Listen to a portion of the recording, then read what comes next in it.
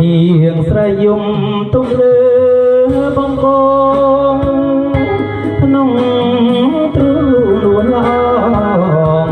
ចងក្បែរបងអួន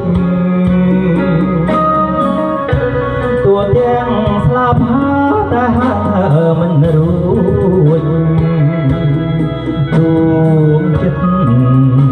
លាក់លួចគួចស្នេហ៍ម្ចាស់ស្រីវិចាចាប់នាងបានម្ចាស់ក្រមុំចាប់នាងស្រែកសុំយំទីចំណៃលៀកលាយទឹកខ្មុំមុំដាក់ភៀកថ្មីបាញ់ចុកទួដៃអើយចាប់ស្លាប់ចិត្តទឹកខ្មុំផ្អែមឆ្ងាញ់ចាញ់សំផងស្ងួនចាប់ចង់បានខ្លួនស្ងួនមករួមរិទ្ធចាប់យំអង្វរស្រីអាណិតហ៊ានបដូរជីវិតក្បត់ចិត្តប្រាថ្នាបើចាប់អភ័ព្វស្លាប់ក្នុងទ្រូងស្រីសុំចាភក្តីនៅក្នុងហត្ថថាបើចាប់នៅរួមព្រមចិត្តមេត្តាចាប់មានវាសនារកក្បែរទ្រង់អូន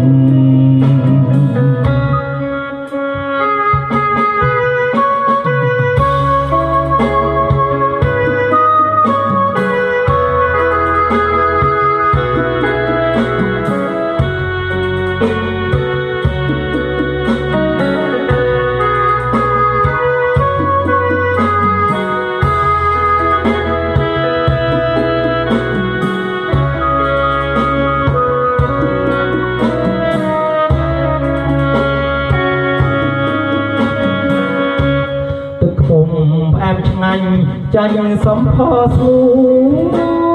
នចាប់ចង់បានខ្លួនឈ្មោះមករួមរិទ្ធចាប់យំអង្វរឲ្យស្រីអាណិតមានបដូរជីវិតក្បត់ចិត្តប្រាថ្នា